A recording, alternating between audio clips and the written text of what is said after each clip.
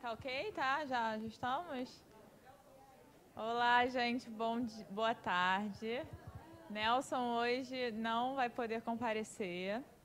Mandou um beijo para todos, como sempre. Semana que vem ele estará, se Deus quiser. Sejam caridosos comigo, tá? Essa semana é minha semana de provas e expiações. Ontem eu dei aula sozinha, hoje também.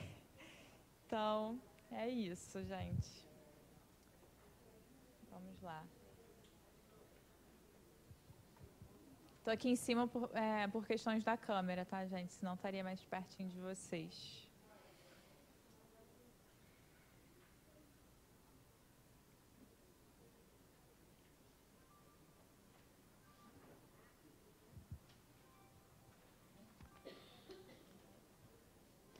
Não saiba a vossa mão esquerda o que dê a vossa mão direita. A mulher rica, venturosa, que não precisa empregar o tempo nos trabalhos de sua casa, não poderá consagrar algumas horas a trabalhos úteis aos seus semelhantes? Compre com o que lhe sobre dos prazeres agasalhos para o desgraçado que tirita de frio. Confeccione com suas mãos delicadas roupas grosseiras, mas quentes. Auxilie mamãe a cobrir o filho que vai nascer. Se por isso seu filho ficar com algumas rendas de menos, o do pobre terá mais com que se aqueça. Trabalhar para os pobres é trabalhar na vinha do Senhor. E tu, pobre operária, que não tens o supérfluo, mas que, cheia de amor aos teus irmãos, também queres dar do pouco com que contas. Dá algumas horas do teu dia, do teu tempo, o único tesouro que possuís. Faze alguns desses trabalhos elegantes que tentam os felizes. Vende o produto dos teus serões e poderás igualmente oferecer aos teus irmãos a tua parte de auxílios. Terás talvez algumas fitas de menos. Darás, porém, calçado a um que anda descalço. E vós, mulheres que vos votastes a Deus, trabalhai também na sua obra, mas que os vossos trabalhos não sejam unicamente para adornar as vossas capelas, para chamar a atenção sobre a vossa habilidade e paciência. Trabalhai, minhas filhas, e que o produto de vossas obras se destine a socorrer os vossos irmãos em Deus. Os pobres são seus filhos bem-amados. Trabalhar para eles é glorificá-lo. Sede-lhes a providência que diz: aos pássaros do céu, dá a Deus o alimento. Mudem-se o ouro e a prata que se tecem nas vossas mãos em roupas e alimentos para os que não os têm. Fazei isto, e abençoado será o vosso trabalho. Todos vós, que podeis produzir, dai. Dai o vosso gênio, dai as vossas inspirações, dai o vosso coração, que Deus vos abençoará. Poetas, literatos, que só pela gente mundana sois lidos. Satisfazei-lhe aos lazeres, mas consagrai o produto de algumas de vossas obras a socorros aos desgraçados. Pintores, escultores, artistas de todos os gêneros, venham também a vossa inteligência em auxílio dos vossos irmãos. Não será por isso menor a vossa glória, e alguns sofrimentos haverá de menos. Todos vós podeis dar, qualquer que seja a classe a que pertençais, de alguma coisa dispondes que podeis dividir, seja o que for que Deus vos haja outorgado, uma parte de que ele vos deu, deveis àquele que carece do necessário, porquanto em seu lugar muito gostarias que outro dividisse convosco. Os vossos tesouros da terra serão um pouco menores, contudo, os vossos tesouros do céu ficarão acrescidos. Lá colhereis pelo cêntuplo o que houver de semeado em benefícios neste mundo. João, Bordeaux, 1861.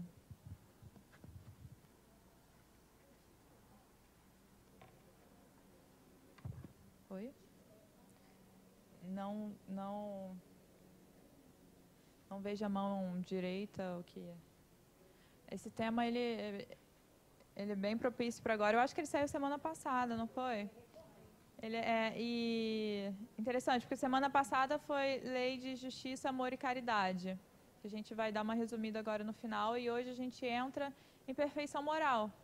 E uma das coisas que vocês leram, né, as questões, mas uma das coisas que os Espíritos trazem é a falta de fazer as coisas com interesse pessoal, né?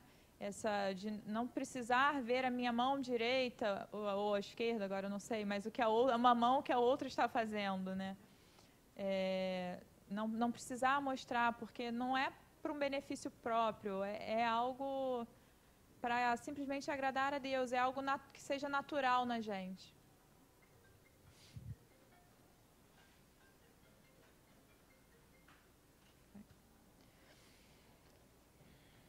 Joana e sua falange de espíritos benfeitores, agradecemos a oportunidade de estarmos nessa casa amorosa. Pedimos que nos envolva durante essa tarde de estudos, nos intuindo, nos inspirando,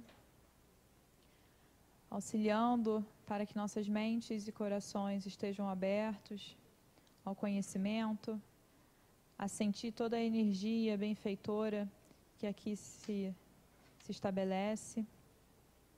Agradecemos Jesus, nosso mestre, nosso irmão, por ter vindo aqui e dedicar sua vida de encarnado ao sacrifício, ao sacro ofício mesmo, o trabalho sagrado de nos deixar tanto ensinamento, de nos deixar o caminho para a perfeição moral, de nos mostrar o caminho para o reino dos céus.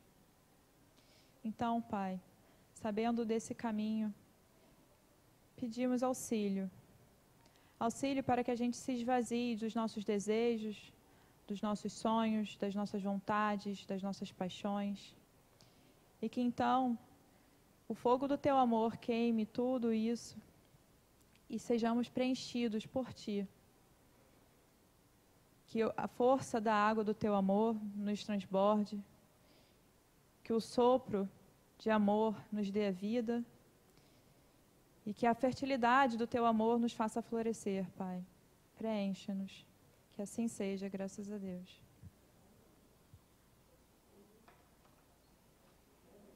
Vamos lá, gente? Esse tema é bem legal, hein? Quem gostou de... Vocês leram o que a gente enviou por e-mail? Todo mundo está recebendo, né? Alguém não recebeu? No final, só me dá o e-mail, então, que eu vejo por que não está indo. Eu estou conseguindo, Carol, ou não? Foi. Tá, então aqui é o pedacinho... Bom, a gente vai entrar aí da perfeição moral, né? Mas ficou só esse slide da última aula, que é um trecho de São Vicente de Paulo. Não vos esqueçais nunca que o espírito, quaisquer que sejam o grau de seu adiantamento e a sua situação, como encarnado ou na erraticidade, está sempre colocado entre um superior, que o guia e o aperfeiçoa, e o inferior, para com o qual tem que cumprir esses mesmos deveres. Sede, pois, caridosos, praticando não só a caridade que vos faz dar friamente o óbolo que tirais do bolso, ao que vô-lo ousa pedir, mas a que vos leve ao encontro das misérias ocultas. Sede indulgentes com os defeitos dos vossos semelhantes, em vez de votardes desprezo à ignorância e ao vício. Instrui aos ignorantes e moralizai os viciados.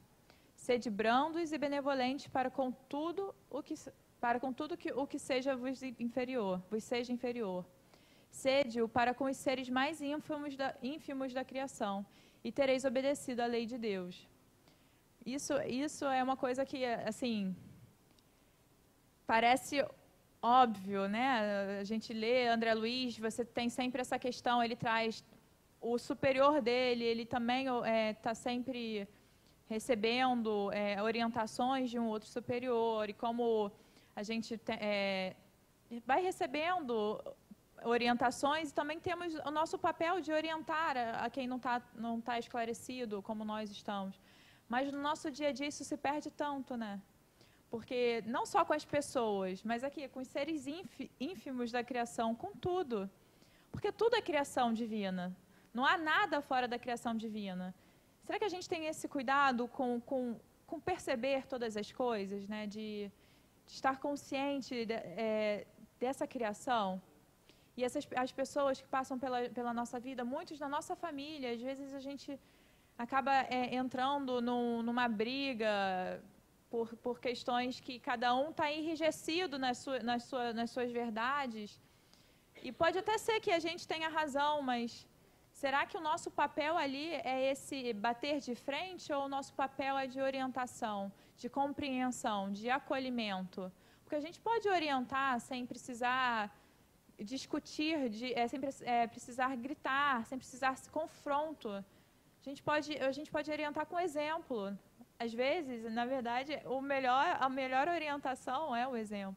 Porque a gente pode falar, mas se a gente também não fizer, as coisas se perdem pelo vento, assim, pelo ar. Lindo, né? São Vicente de Paulo, muito bonito. E aí o maravilhoso, gente, olha, da perfeição moral. Não tem exemplo maior, né? Não tem palavras, porque tudo que a gente sabe sobre perfeição vem dele. Não tem jeito, não tem. A gente tem muitos exemplos de pessoas que encarnaram e que as pessoas, os santos que a gente diz, né, que conseguiram se iluminar, que deixaram um legado muito importante de exemplo para a gente, mas entre todas essas pessoas não existe exemplo igual a ele, nosso mestre.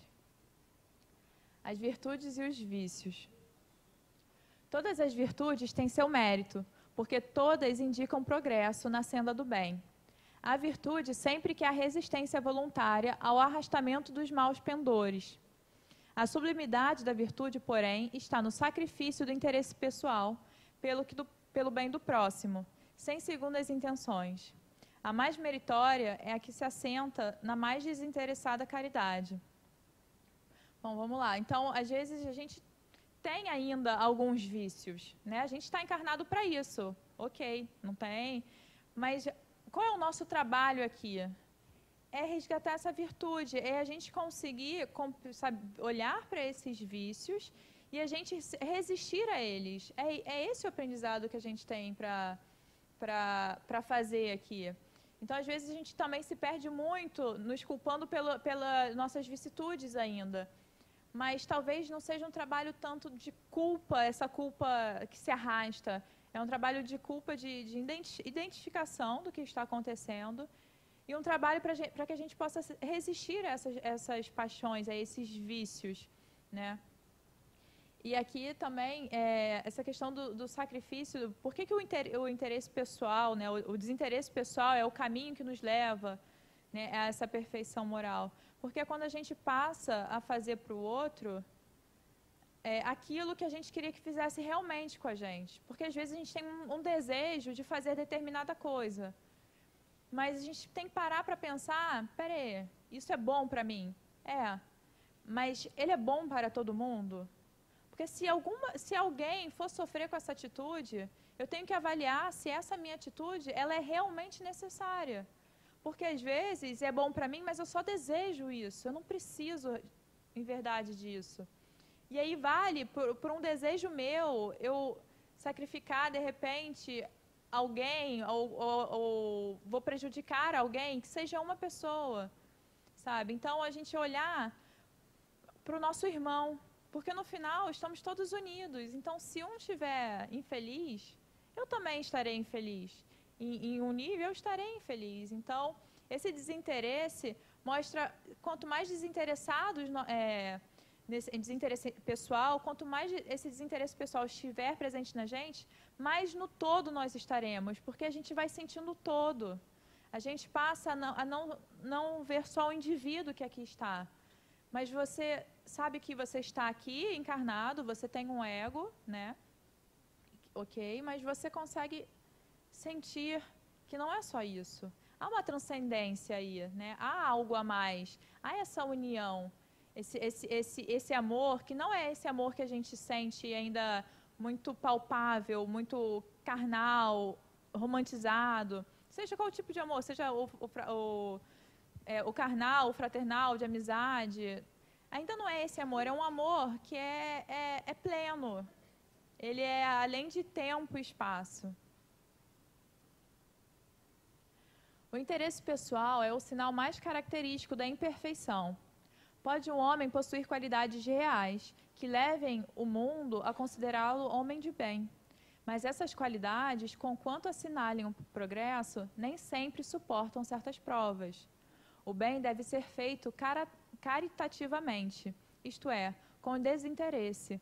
Aquele que faz o bem sem ideia pré-concebida, pelo só prazer de ser agradável a Deus e ao seu próximo, já se acha num certo grau de progresso, que lhe permitirá alcançar a felicidade muito mais depressa do que o irmão que faz o bem por cálculo e não impelido pelo ardor natural do seu coração. Aí aqui eu misturei as questões 1890, ou questões 895, 897, A e B também.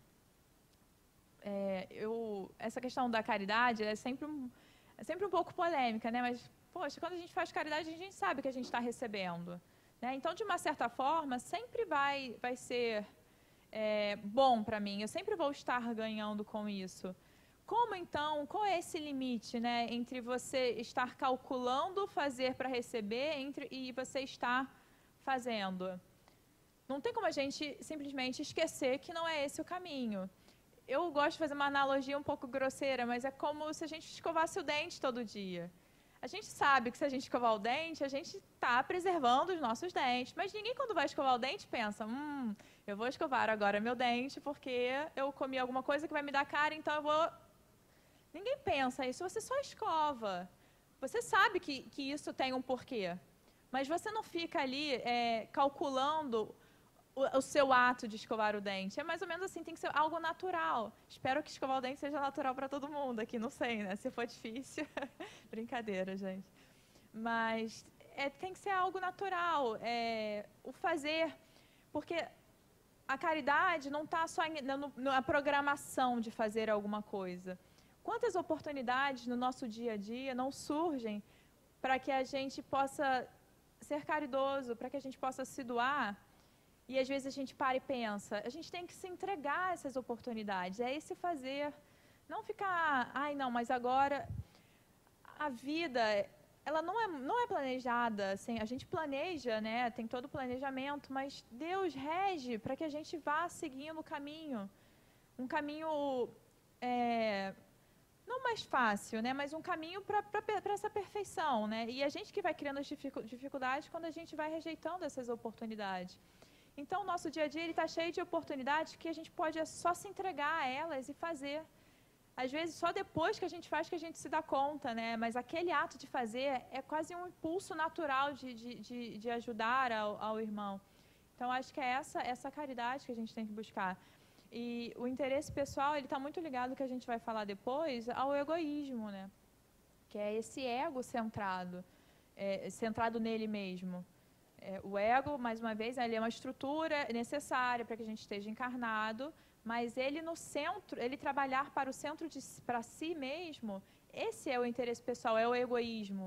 Porque eu eu supervalorizo essa individualidade que eu estou agora. Eu acho que sou eu no centro, né? Então, tudo acontece para mim, tudo acontece para que eu faça certas coisas. Então, quando a gente começa a entrar em contato com o nosso self, conosco mesmo, que nós somos espíritos, quando a gente começa a ter essa ponte entre o self e o ego mais fluida, né, com informações sendo transmitidas, ou seja, o self está no controle do ego, eu, espírito, estou no controle dessa personalidade, Ana Carolina. Né? Quando a gente consegue abrir esse canal e cada vez mais, a gente está entrando numa parte sutil. E é esse contato sutil, é esse contato com todo que a gente falou agora há pouco. Fica claro para vocês? Na questão 903. Incorre em culpa o homem por estudar os defeitos alheios? Incorrerá em grande culpa se o fizer para os criticar e divulgar, porque será faltar com a caridade.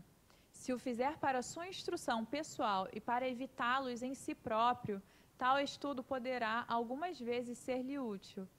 Importa, porém, não esquecer que a indulgência para com os defeitos de outrem é uma das virtudes contidas na caridade. Antes de censurardes as imperfeições dos outros, vede-se de vós não poderão dizer o mesmo. Tratai, pois, de possuir as qualidades opostas aos defeitos que criticais no vosso semelhante. Esse é o meio de vos tornar de superiores a ele. Se lhe censurais o ser avaro, sede generoso.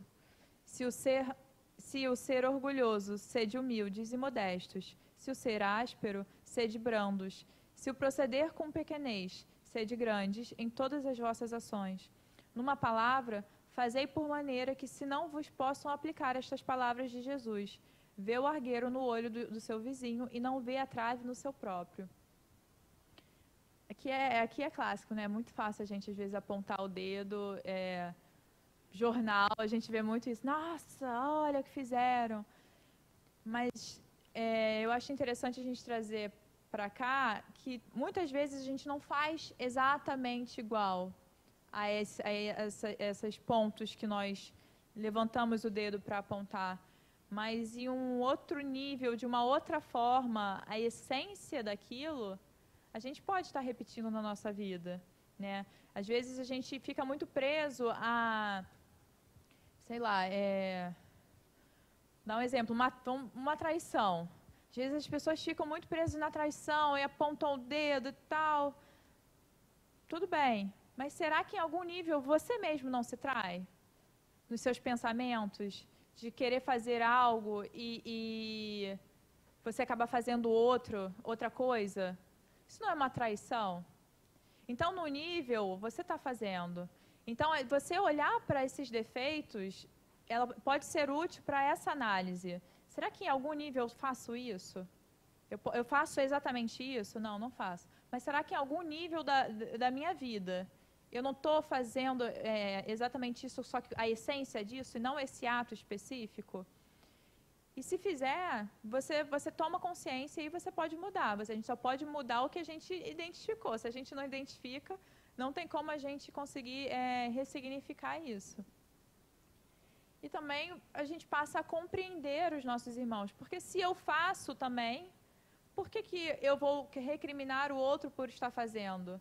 Se está difícil para mim deixar de fazer determinada coisa, por que eu vou acreditar que é mais fácil para o meu irmão e julgá-lo por não conseguir fazer ainda? Né? Então a gente passa a ter até um acolhimento, que não é aceitação, gente. Quando falo em acolhimento, não é aceitar as coisas, mas você compreender. Você compreende e aí você para de julgar, você só faz um discernimento. Isso não é para mim. Eu não quero mais fazer isso. E aí você, com toda a sua vontade, com todo o seu poder de escolha, você deixa de fazer. Mas tem irmãos que eles ainda escolhem estar fazendo isso, mesmo que eles não estejam escolhendo conscientemente, porque o não escolher é uma escolha. Mas é o caminho deles. E aí você não olha mais para o argueiro no olho do teu irmão, você olha para a sua trave. E aí quando você olha para ela, fica mais fácil você tirar. E aí você tá ali pleno para poder olhar o contexto todo ao qual as pessoas estão inseridas também. Porque o contexto às vezes muda. Às vezes eu falo de uma pessoa que está numa situação e falo como se eu fosse fazer diferente. Mas a minha situação, eu estou naquele contexto, não é mais fácil para mim fazer diferente porque o meu contexto propicia isso? A gente também vê as coisas ampliando a nossa visão, né, o nosso contexto. Gente, vocês estão tão quietos hoje, eu estou ficando tensa. Não, vocês podem estar prestando atenção, mas eu estou ficando tensa.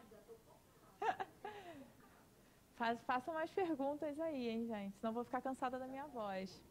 Oi? Ué, não é aqui? Gente, eu sempre achei que fosse aqui. É? Nossa, depois de 7 mil... Quanto tempo a gente está aqui no curso? Eu aprendi. Tá vendo? Nunca é tarde. Olha que exemplo. Sobre as paixões. Uma vez que o princípio das paixões está na natureza, ele é mau em si mesmo? Aí os espíritos respondem. Questão 907. Não, a paixão está no excesso unido à vontade, pois o princípio das paixões foi dado ao homem para o bem, e elas podem levá-lo a grandes coisas, a grandes coisas.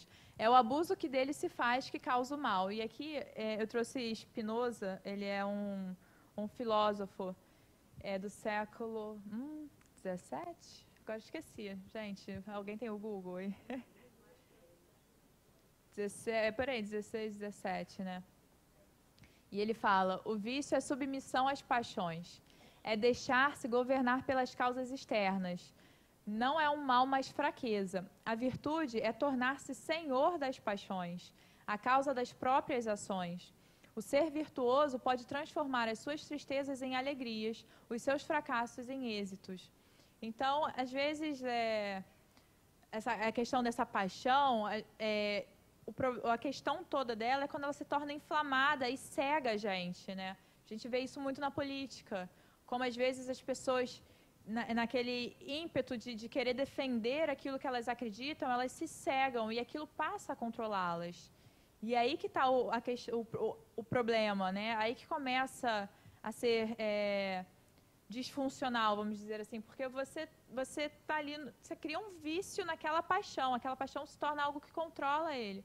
Mas eu posso defender as coisas que eu acredito com paixão sem me cegar, porque a minha vontade, se eu botar, às vezes a gente vê alguma coisa, essas crianças, vou cortar o raciocínio, peraí, senão vai ficar, vamos recomeçar. Essas crianças índigos, por exemplo, que todo mundo fala que elas vêm com essa vontade de mudança, que às vezes pode até se tornar um pouco agressiva, porque é uma paixão para mudar, de mudança. A gente precisa dessa paixão para poder mudar, mas ela tem que ser algo que a gente possa estar ciente delas e não nos cegar. A gente tem que controlar para que elas possam impulsionar as nossas atitudes, as nossas vontades, mas não controlar as nossas atitudes. Sabe? A diferença, eu acho que é essa. Quando a gente aplica de uma forma positiva, é essa paixão impulsionando, nos levando para frente. E quando a gente aplica de uma forma negativa, seria ela controlando as nossas atitudes. Ou seja, ela não está nos levando para frente, ela está nos levando para onde ela quer. Não é o caminho que eu trilhei. Questão 908. Uma vez que o princípio das paixões está na natureza, ele é mau em si mesmo? Não. A paixão está no excesso unido à vontade, pois o princípio das paixões foi dado ao homem para o bem, e elas podem levá-lo a grandes coisas. É o abuso que dele se faz que causa o mal. Aí, mais uma vez, então, os espíritos confirmando essa questão do abuso desse excesso da paixão unido à vontade, que pode levar num controle das nossas ações. E aí Kardec complementa, as paixões são alavancas que decuplicam as forças do homem. Eu não sei porque eu boto essas palavras difíceis, gente. Eu gosto de me botar nessas situações.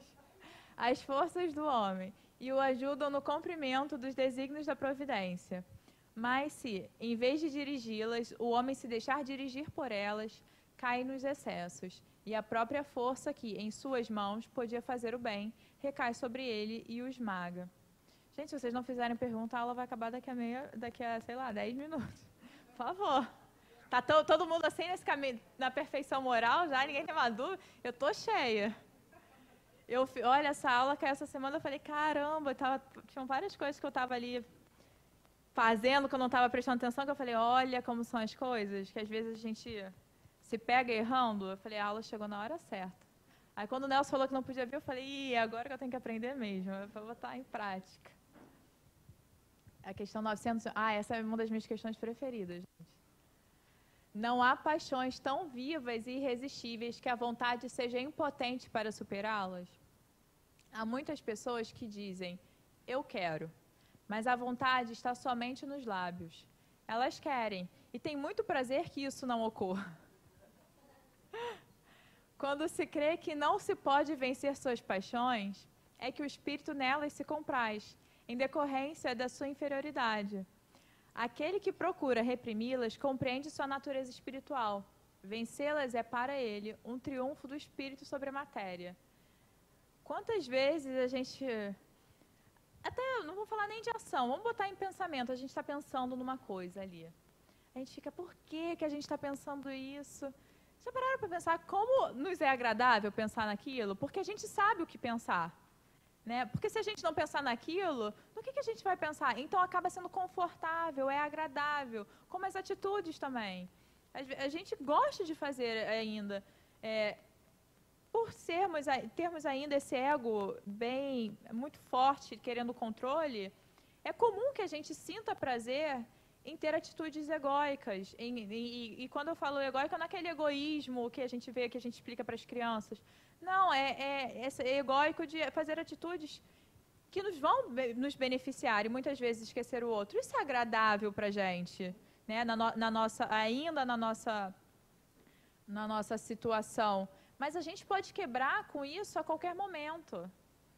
E isso é mágico, porque depende de quem? Da gente, depende da nossa vontade, da nossa vontade, do nosso compromisso. A gente pode fazer uma mudança quando a gente realmente decidir. Esquece falar, eu vou tentar não fazer. Porque quando a gente fala que vai tentar, a gente já está se dando a oportunidade do erro. E tudo bem errar. Mas eu vou tentar não errar, eu não vou me dar a oportunidade do erro. Eu posso errar e aceitar e tentar mudar, mas eu não vou me dar essa oportunidade. Eu tenho que decidir. Tá frio, calor? Tá calor?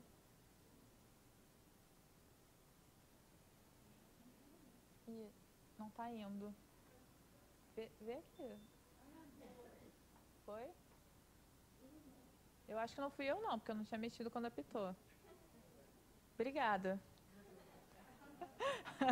Não sei quem foi, mas obrigada. O que a gente estava falando? O quê? Da vontade. Isso, então a gente tem que decidir, porque quando a gente decide, você diz, eu vou fazer. E aí podem sim ocorrer erros, mas você compreende e volta para sua meta. Você não tentou, você não se deu essa oportunidade do erro, ele aconteceu devido ao aprendizado. A gente está aqui aprendendo, né? E aí só tem que tomar cuidado para que a gente não fique errando continuamente e esse erro não ele se torne um hábito, se torne a meu novo comportamento. Então a gente tem que decidir. Quando a gente resolve decidir, Miriam pode falar com as dietas. Como que são com as dietas lá na... Muda de assunto? Então, não é assim? Não tem que decidir? O início é a decisão.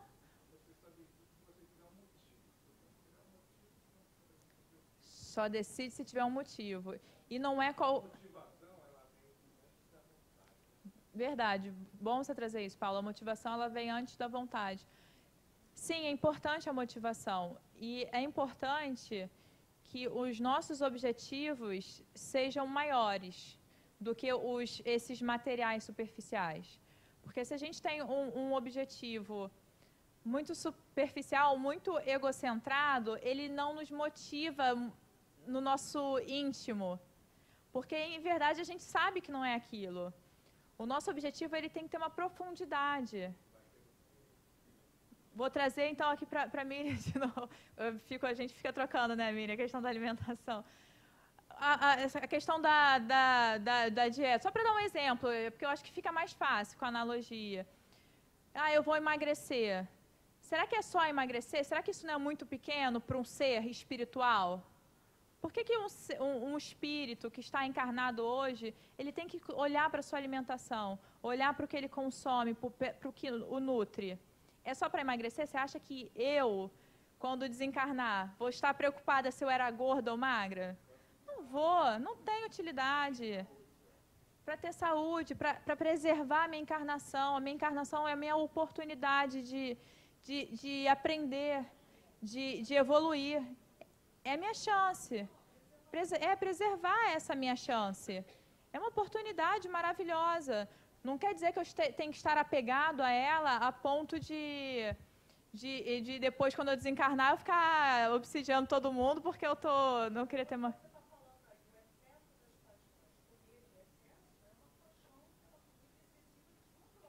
Isso. Isso, é o bom senso, é o equilíbrio, é o caminho do meio, é o que a gente precisa fazer. E aí sim as atitudes, Arlete.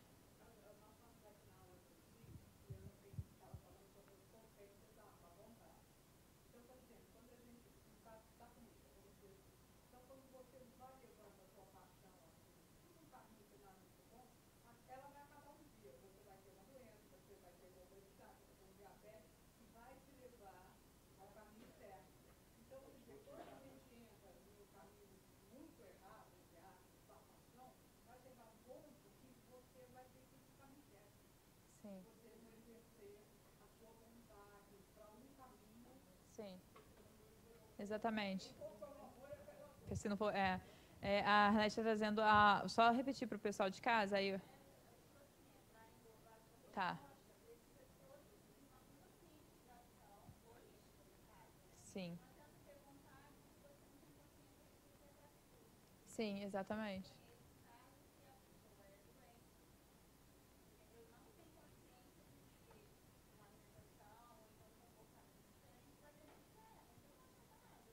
Sim. É motivação, é o objetivo.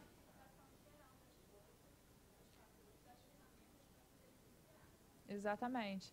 Então, na aula da Luzia, a Luzia falou sobre a vontade e como às vezes a gente se entrega às paixões e a gente fica ali entregues a ela, chega em determinado momento que essa paixão nos leva para um caminho onde nos força a repensar, né? Por exemplo, pode ser pela doença, a história, né, do amor, pelo amor ou pela dor.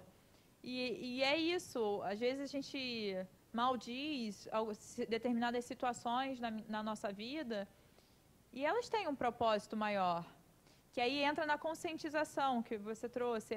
A gente precisa de uma conscientização de que nós somos espíritos, né? E nossa essência é espírito. Então, sim, precisamos de ter uma visão holística. Os nossos objetivos devem estar de acordo com o nosso espírito, sabendo que somos um espírito encarnado, né? Então, a gente tem que estar no mundo sem ser do mundo, né? Então, tem isso, mas tem que estar de acordo. Nós temos que... Porque esse objetivo ele tem que tocar o nosso ser para que a gente consiga ali colocar toda a nossa vontade nesse projeto. Seja projeto de mudança moral, de comportamento, que na verdade que uma vai sempre levando a outra, são camadas, né? Então a gente precisa ter esse olhar do todo, né, de quem somos.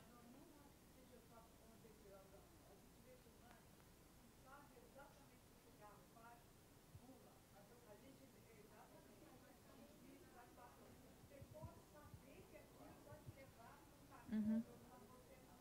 Mas eu acho.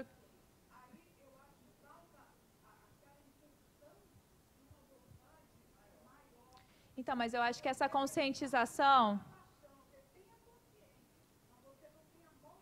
Sim, mas o que ela trouxe para a gente não é essa conscientização do vício, pelo que eu entendi, é essa conscientização do ser como um todo, essa conscientização que eu sou um espírito. Porque quando a pessoa tem noção, ela entende, se vê assim e começa esse processo para poder se autoconhecer e se conscientiza dessas potências, ela vai ter que de alguma forma escolher ali.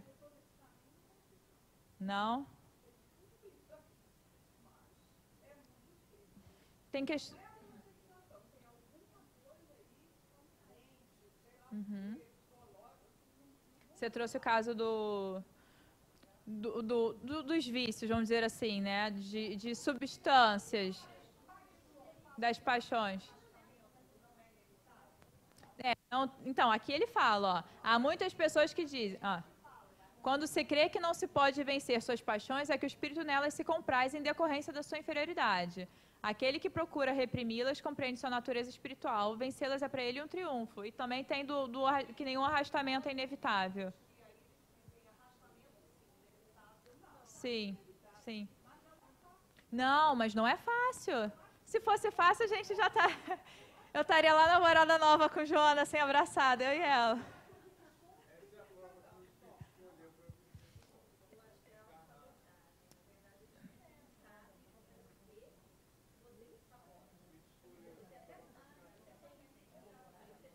Não sabe o porquê. E como que você vai descobrir o porquê? É o autoconhecimento.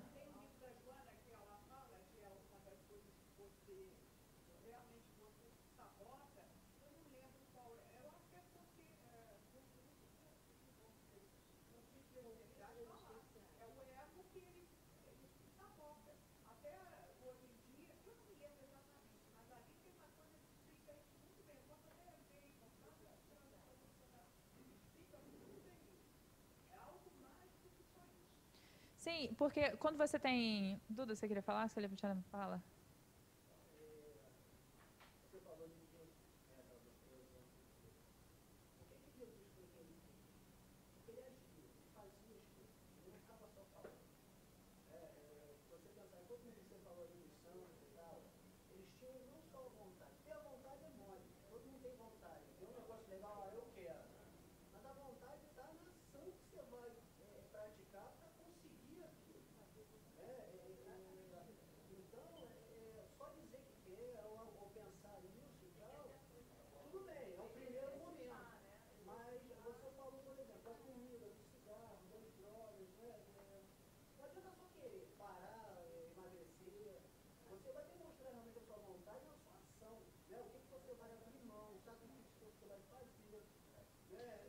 Isso.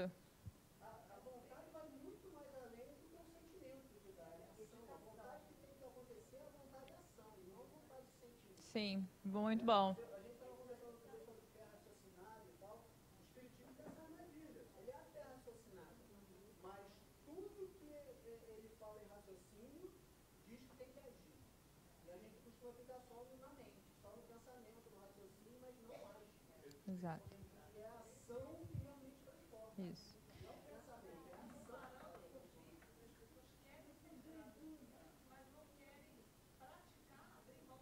Sim. Não quer parar.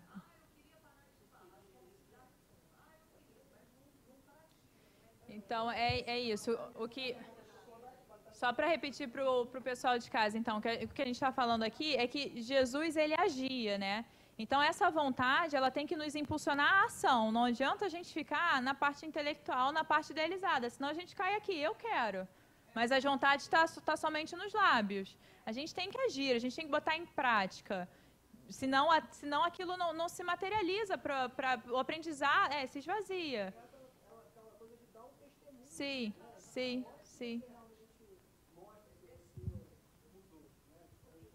E uma coisa interessante que realmente a gente estava conversando outro dia, dessa questão da fé raciocinada no Espiritismo, que a gente está aqui o tempo inteiro aprendendo e lendo, e provavelmente todo mundo já leram vários livros, mas é difícil às vezes a gente botar na prática no nosso dia a dia, né? E não é só botar na prática a caridade, cair a ficha, mas não é só botar na prática também essas coisas, esses conceitos como caridade, justiça. A gente, talvez, para poder diferenciar, a gente tem esquecido, a fé racionalizada, a gente tem esquecido um pouco também da devoção, que faz a gente sentir. Isso é uma ação, você está ali sentindo, você está ali em devoção ao Senhor, né? Então, isso te traz um sentimento que, a partir daí, você pode raciocinar sobre ele.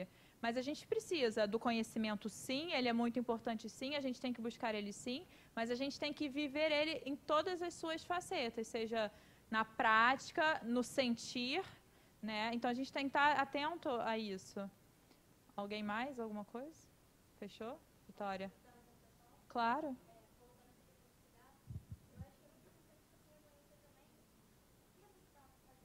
Sim.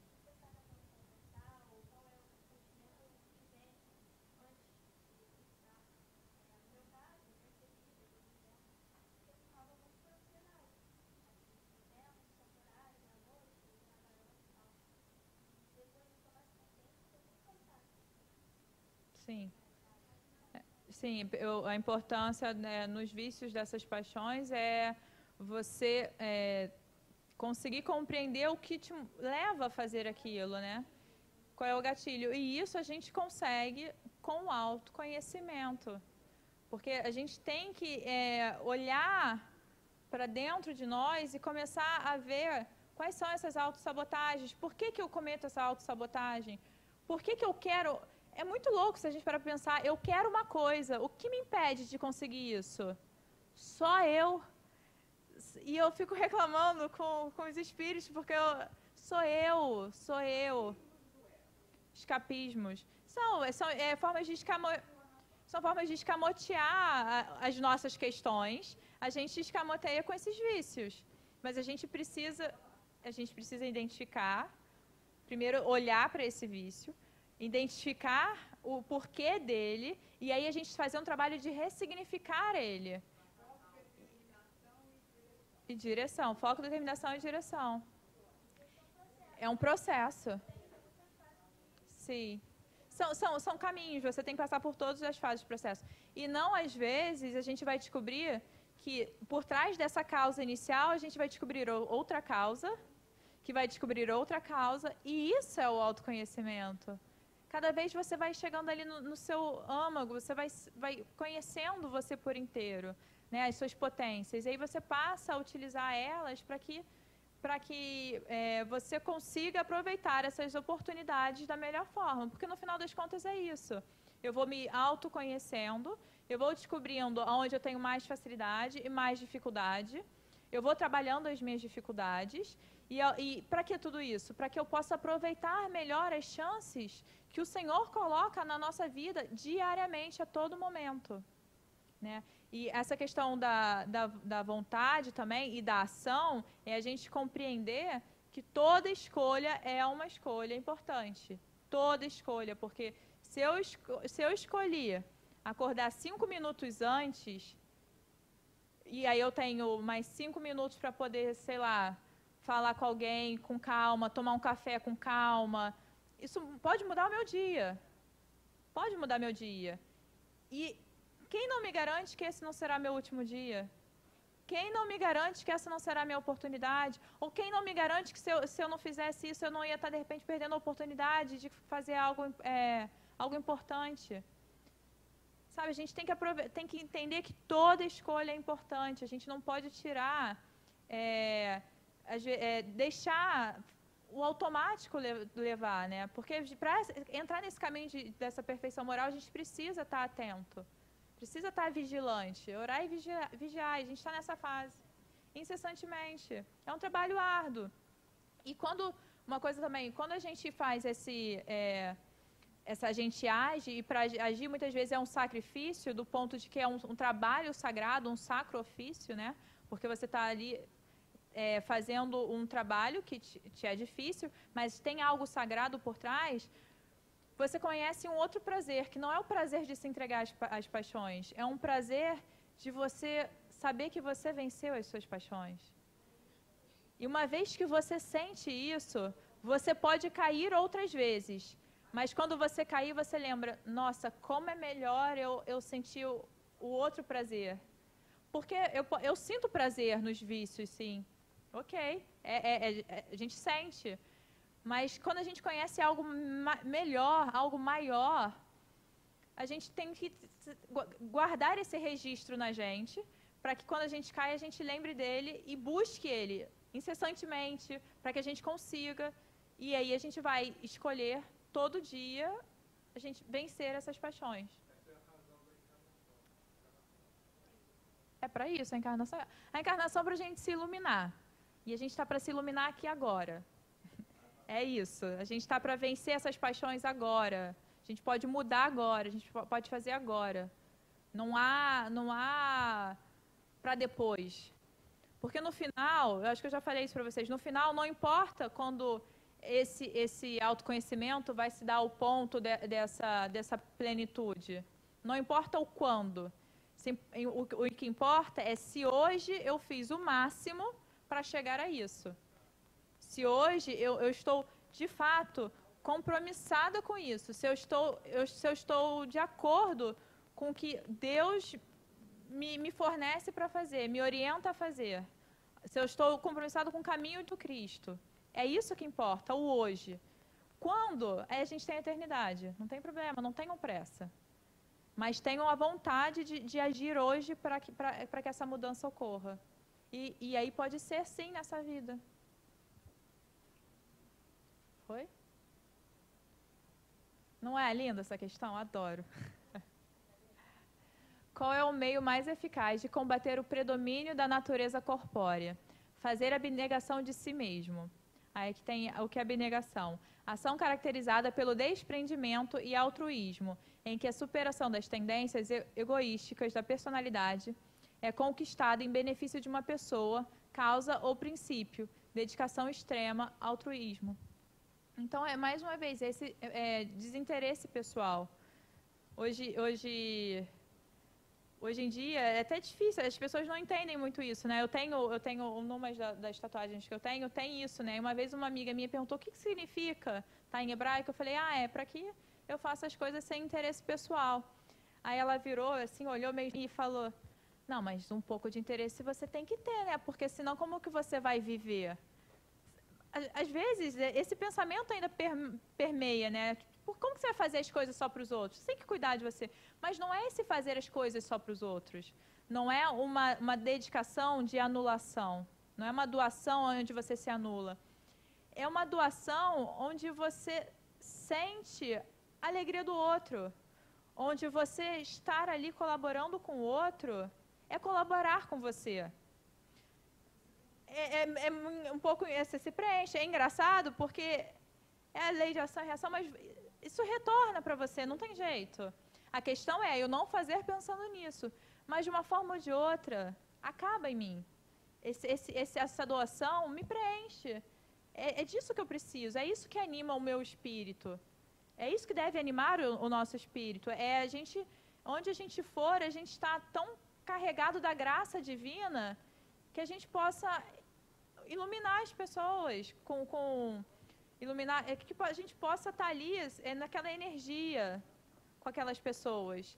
E aí você se doa para elas, porque você tá com a graça divina. Aquilo te leva naturalmente a fazer para o outro. É dando que você recebe. Madre Teresa. Não era uma questão dormir ou não no chão, que a gente está falando.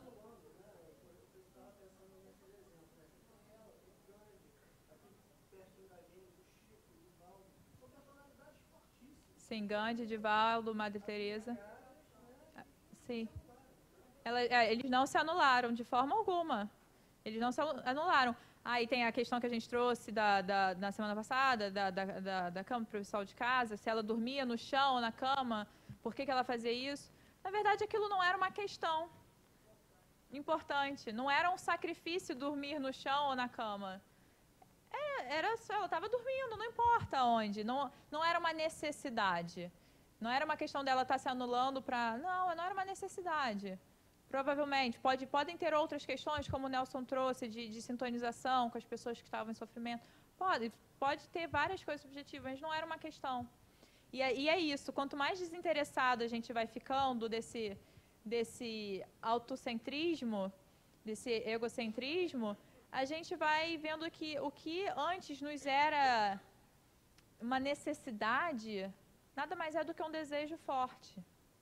E aí quando a gente presta atenção nessas coisas, que antes a gente dava voz a desejos fortes, que era o que a gente achava que eram necessidades e em verdade não são, você passa a olhar para as suas necessidades verdadeiras. Peraí, opa, se isso daqui é só um desejo, o que realmente eu preciso? Aí você passa a olhar para isso. E quando você passa a olhar para isso, você dá voz para isso, você consegue suprir essas necessidades. E aí você está suprindo o que você precisa. Aí você se sente cheio, preenchido. Né? Não fica naquela busca angustiante de querer sempre mais. Nossa sociedade é hoje assim, né? É um desejo de desejar já. Você quer sempre alguma coisa, você está sempre em busca de alguma coisa. Não. A gente tem que olhar para as nossas necessidades. O desejo, a gente pode ter, a gente pode utilizar as coisas. Eu posso ter um livro, eu posso ter um celular, eu posso ter... Não há problema nenhum com isso. A questão é, isso me prende? Isso me prende? Se eu ficar sem, como que eu vou reagir? É uma coisa a se pensar. Será que as gerações futuras, que se ficarem muito viciadas no celular, quando elas desencarnarem, elas não vão querer mexer no celular, como algumas querem... É uma coisa que a gente pode pensar. Será que a gente precisa desse vício? Será que a gente não pode tirar, de repente, 1 hora do dia e falar assim, essa 1 hora eu não olho o celular e ver como a gente reage? Ou fazer um dia day off, assim, vamos ver como que eu reajo. Essas coisas que às vezes a gente utiliza e a gente não se dá conta como a gente cria uma dependência sobre elas. Vira um hábito e a gente acaba criando... um vício, vira um vício, você fica dependente. Quer dizer, então, que se meu celular quebrar, meu dia acabou? que surtam. Isso é real. Não estou dizendo que eu não vou surtar, não. Não sei. Vou até ficar um dia sem celular para ver. Mas será que o celular é tão importante a ponto de controlar o meu dia? Sabe? Será que um vício qualquer, ontem na aula de conflitos, a gente falou do café, como tem pessoas que tomam café, e aí se não tomar um dia fica com dor de cabeça. Pronto, aquele dia mudou. Será que uma xícara de café, ela tem que ser tão importante, ela é tão importante para mim que ela controla um dia da minha vida? Um dia encarnado. É muita coisa, a gente tem que dar valor. Às vezes a gente se apega ao número, né? Um dia, mas é um dia. Não é um dia, é o dia. É como a caridade também. Às vezes as pessoas deixam de fazer coisas, até por... Aí se entra muito da vaidade, elas deixam de fazer coisas porque... não, vou ajudar só uma pessoa, é pouco. Mas ela está olhando o número, uma pessoa. Ela não viu o vida que vem depois, né? Uma vida. Ela não viu a vida, ela viu só o um. E aí isso mostra o quê? Que a pessoa está ali querendo fazer tudo muito grande. Ela quer o quê? Ela quer se inflar com aquilo. Ela não está fazendo isso por desinteresse. O egoísmo. Estudai todos os vícios e vereis que no fundo de todos há o egoísmo. Por mais que lhes deis combate, não chegareis a extirpá-los, enquanto não atacardes o mal pela raiz, enquanto não lhe houverdes destruído a causa. Tendam, pois, todos os esforços para esse efeito, porquanto aí é que está a verdadeira chaga da sociedade. A questão 913, e depois aqui ele vai trazer para a gente, deixa eu ver se é isso. Fundando-se, que eu vou ler essa e a gente depois comenta. Fundando-se o egoísmo no sentimento do interesse pessoal, bem difícil parece extirpá-lo inteiramente do coração humano. Chegar-se-á a consegui-lo, à medida que os homens se instruem acerca das coisas espirituais, menos valor dão às coisas materiais. Depois, necessário é que se reformem as instituições humanas que as entretêm e exercitam. Isso depende da educação. E aqui tem uma chargezinha aqui falando... Você tem, Senhor, o que queres que eu faça? Aí tem amor apontando para cá, orgulho apontando para lá, caridade para cá, egoísmo para lá e paz para lá. E a pessoa está na dúvida. É mais ou menos isso, né? A gente sabe, o caminho, muitas vezes, ele está tão claro para a gente e a gente fica criando dificuldades para aquele caminho porque a gente... tem medo do trabalho que vai ter, porque vai dar trabalho, não é fácil, dá trabalho. Mas se não der trabalho também, para que a gente está aqui? Qual é a graça? O trabalho é ação, exatamente. E quanto mais ele traz aqui dessa questão, quanto mais ligado às questões espirituais, menos egoístas seremos, porque o ego ele está ligado muito a essa individualidade, muito a essa matéria, esse corpo, né? Com que esse corpo interage. Quanto mais eu vou entrando em contato com a minha essência, com as questões espirituais, mais eu vou dando voz ao meu self. Então, o ego está ali, mas o meu self que está sob o controle. Quanto mais na matéria, mais é o meu ego querendo ter controle sobre tudo. É mais ou menos... Não dá para desenhar. É como se tivesse o ego aqui e o self aqui. Tem uma ponte entre eles, né? Quanto mais vivendo... O ego é o que vive na matéria. É minha individualidade agora. O self sou eu em espírito.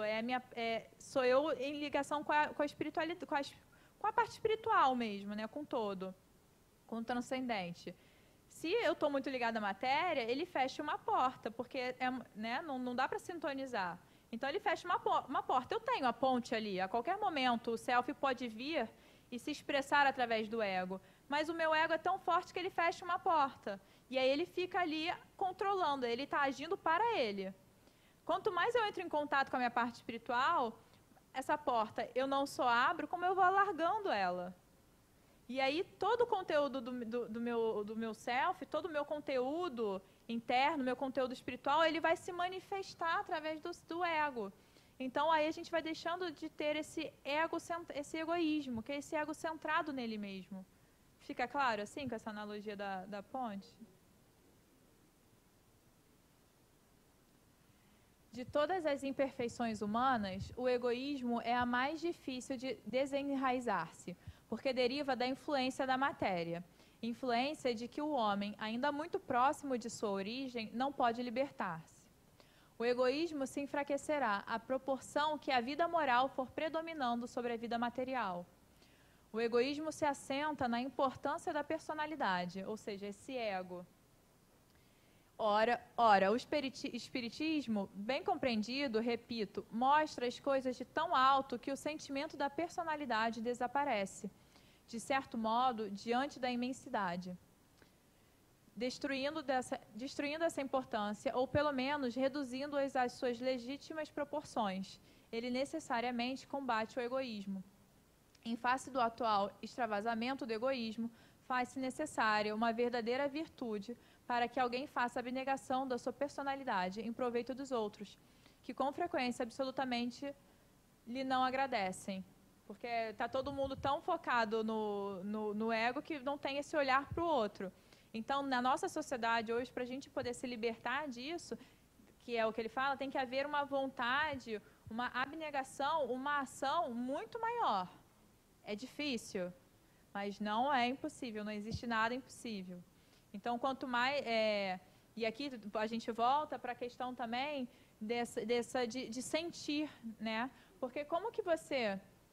Aqui, ó, o espiritismo bem compreendido, repito, mostra as coisas de tão alto que o sentimento da personalidade desaparece. O que eu sinto no dia a dia? Eu sinto que eu sou Ana Carolina, eu faço tal coisa, né? Eu sou não sei o quê, eu sou estudante, eu sou muita coisa. Na verdade, eu não sou nada disso, mas é o que eu sinto, é o que eu estou sentindo aqui, porque eu estou em relação com essa dimensão, essa terceira dimensão de espaço, tempo, né? Essa coisa da matéria. Eu estou em relação o tempo inteiro. Como que eu consigo sentir o outro lado? É com a devoção. A gente conhece, a gente sabe das manifestações, a gente tem todo esse esclarecimento, a gente tem muito conhecimento, mas a gente precisa sentir. E sentir, e falar, mas eu não vejo, eu não escuto, Você não precisa de nada disso, basta a devoção. Porque Deus está na gente. Se a gente entrar em contato com o nosso interior, a gente sente. A gente sente a energia da natureza. A gente sente... E aí a gente vai ver que a gente sente e a gente não sabe nem explicar. E é isso. E é exatamente esse sentir aonde a gente deve chegar. Porque quando a gente sente a gente vem para cá. A gente começa a compreender o que a gente está sentindo. Mas para poder sentir, a gente precisa se afastar dessa ligação com a matéria. Essa ligação do que eu sou, Ana Carolina. Eu sou. Eu estou. Então, o que eu sou? Eu sinto o que eu sou? A gente precisa entrar em contato, estar mais nesse caminho de adoração mesmo, que a gente às vezes acaba deixando para trás.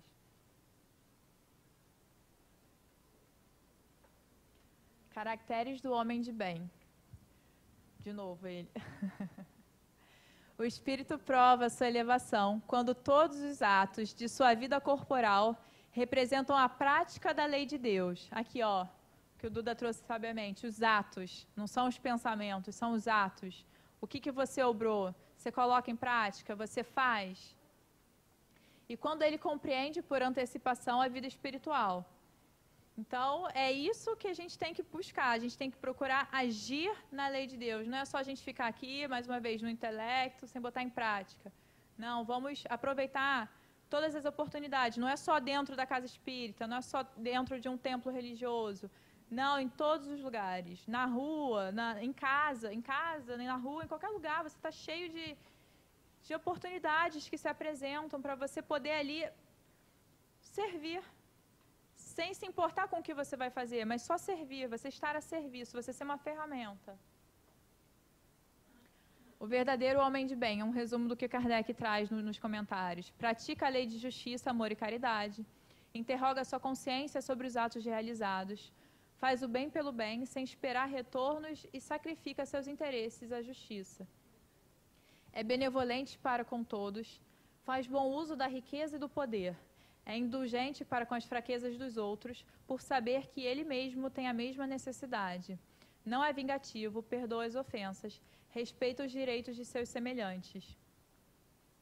aqui, você vê, ele não fala que você não pode ser rico, ele não fala que você não pode ter poder, ele fala o bom uso, então nada é recriminado. A questão é como você se utiliza disso, né? Fala também, não é vingativo, perdoa as ofensas. Quando a gente perdoa as ofensas, a gente nada mais está fazendo do que libertando a si mesmo daquela situação. Não é nem, e quando a gente perdoa, não é nem uma caridade para com a gente mesmo, né? E respeita os direitos dos seus semelhantes. Se eu respeito os direitos dos meus semelhantes, os semelhantes vão passar a respeitar os meus. Então, você vê como a gente faz as coisas tem que fazer as coisas naturalmente, mas no final das contas, vai voltar. Aí a gente volta, por exemplo, do escovar o dente. Eu escovo o dente naturalmente todo dia, sem pensar porque eu escovo, mas no final das contas, o benefício de escovar os dentes, ele vai se apresentar ali. Ai, eu fingi que eu aprendi, né? Eu ainda não estou agindo na...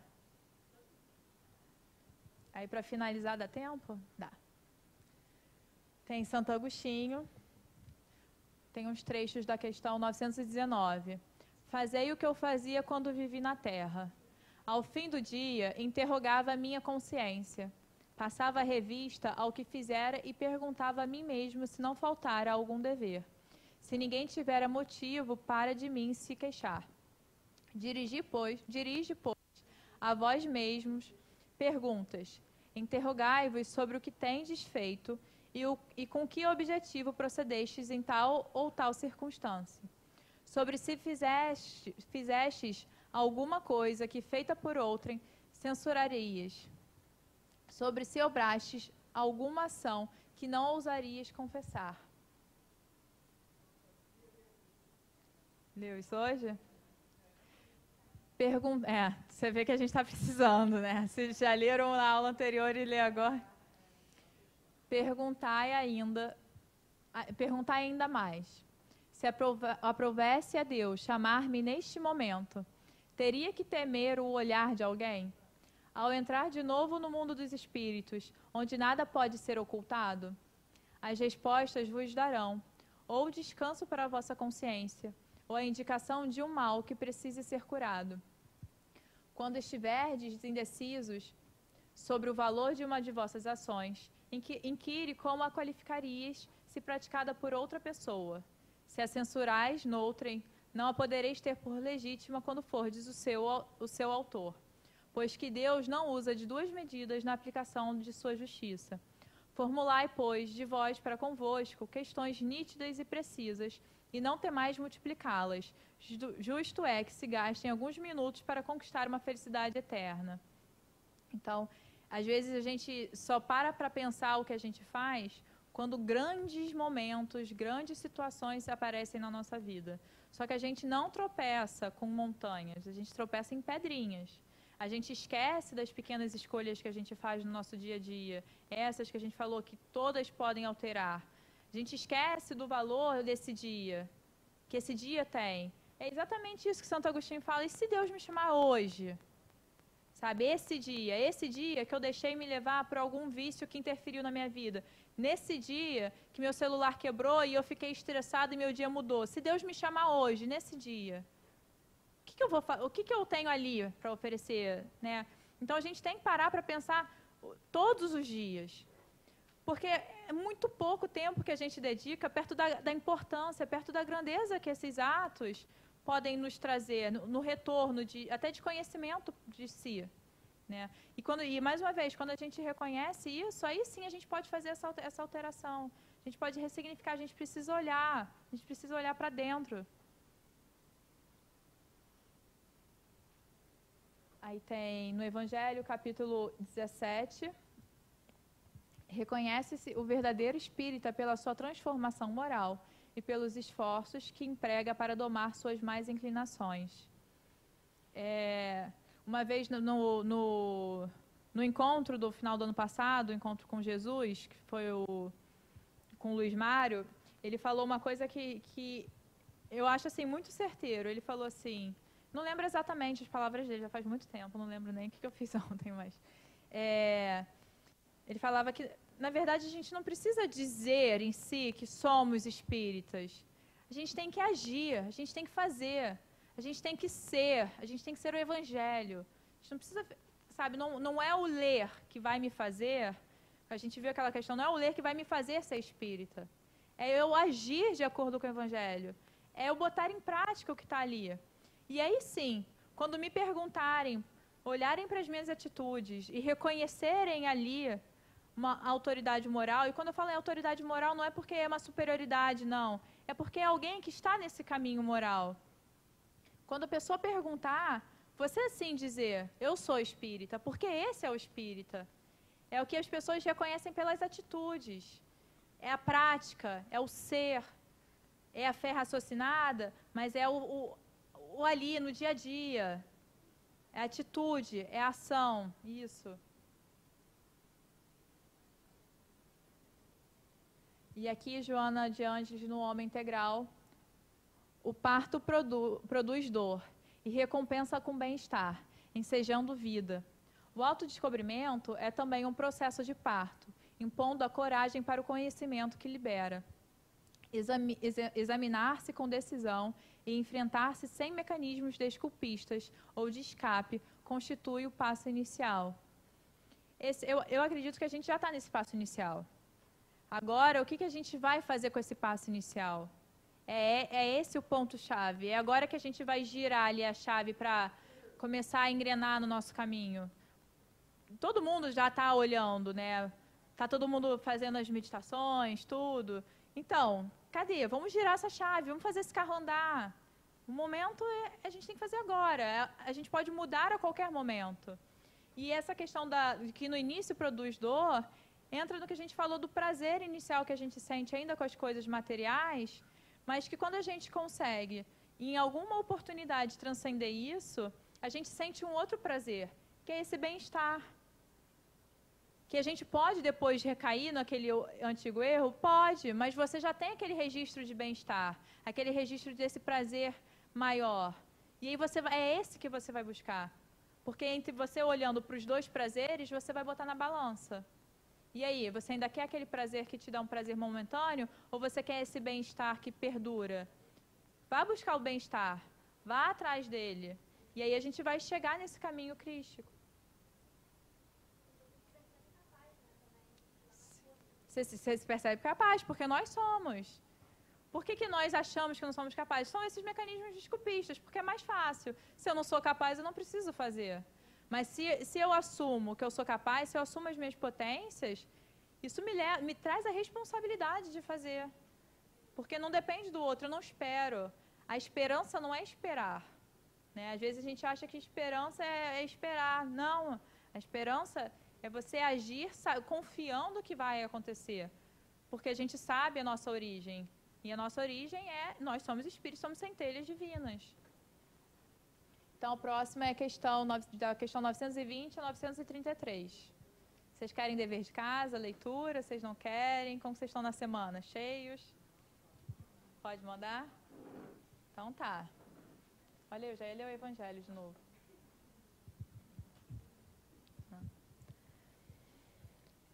Senhor Jesus, obrigada mais uma vez pelos seus ensinamentos, pelo seu exemplo, por ser nosso mestre e guia. Obrigada por nos envolver a todo instante. Obrigada também por nos utilizar como ferramenta para que possamos servir ao nosso Pai. Obrigada ao Senhor por nos oferecer tantas oportunidades de mudança, tantas chances que nos trazem orientação e que ainda assim, nas nossas falhas, mesmo não percebendo no nosso dia a dia, o Senhor continua nos oferecendo. Pedimos esclarecimento para poder ter melhor aproveitamento dessas oportunidades, para que a gente possa servir ao Senhor, para que a gente possa se entregar ao Senhor neste serviço da sua obra e assim servir aos nossos irmãos, de coração aberto, sentindo o outro, pois nós somos uma grande família. Obrigada, Pai. Graças a Deus.